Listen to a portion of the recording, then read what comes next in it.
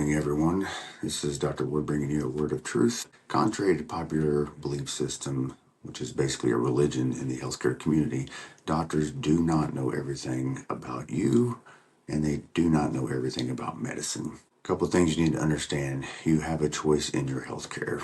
You are the authority of your healthcare. You can decide if you want to take medications that your provider offers to you, or you can decide to decline those medications. You can and should ask questions about the recommendations, and this includes medications, procedures, vaccines. You can't question those, but you should be able to question those, and screening tests.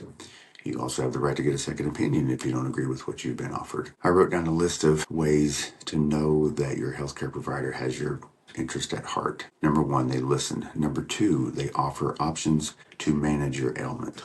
Number three, they try to limit your medication list. That's an extremely important one. Number four, they don't dismiss your questions at all. Number five, they don't get angry with your questions. Next, they won't refuse to see you if you're sick. And this is some of the ignorance that we saw during COVID. And we're still seeing it today. There's some physicians won't see patients in their office if they have a fever. It's because they're ignoramuses. So find you a new physician. And the next one that I wrote down is they will say, don't know if they don't know. And that's a good thing because we can look stuff up together. We can figure things out together.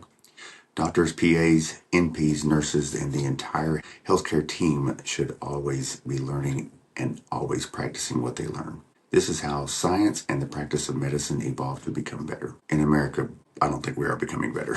We're clearly becoming worse. A couple of things I want to address is the vaccine hesitancy and why I think we're having a vaccine hesitancy.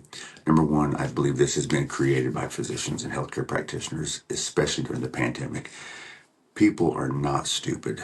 And with technology, they can find anything. And you don't have to find it on Facebook or Instagram. They can look it up on medical resources that I even go to look up things.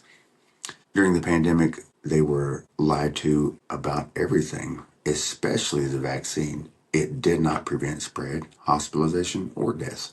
And healthcare providers pushed this narrative through broadcasting on all media platforms, telling people that it was safe, effective. You could take the shot and go back to work, go back to school, not wear a mask, not get sick. All of it was lies. So practitioners in the healthcare industry, you lied constantly to the people, and they know it. How do we fix this? Well, we have to be able to respond to patients with real answers. Do not respond with things like, if you don't get these shots or take these medicines, you don't care about your children, you don't care about your loved ones, you don't care about the community, you want all of us to die from polio, you'll be able to go back to school, that kind of stuff. That's fear mongering, and you can no longer, you should have never, but you can no longer use that on people. That is a terrible way to practice medicine, and you'll lose every time if you try and use that on patients. If your patient is wearing a mask and asking for the 20th booster, you'll win with that patient because they're already defeated. In 2025, almost all medical practices are up for question. So as a practitioner, you should be prepared for that. If you offer a medicine, a procedure, or a test, you need to be able to give a good explanation as to why the benefits outweigh the risk. That's extremely important. Every provider needs to understand that. Benefits need to outweigh the risk before you offer something to a patient. Some patient questions that I've encountered: if I take a medication to prevent a certain thing and it doesn't prevent that thing, why should I be taking it? Should be able to answer that, guys. If I change my eating habits and my lifestyle, will I need to take this medication? Extremely important. So guys, you need to wake up, practice some good medicine, do no harm, and remember to talk to your patients, inform them, be honest. You don't know something, tell them you don't know, but you'll research it, you'll look it up. Don't fearmonger. Help patients to live better lifestyles. Quit pushing medicines on patients for everything that they come and complain to you about. Let's do better, guys. We can do better in healthcare.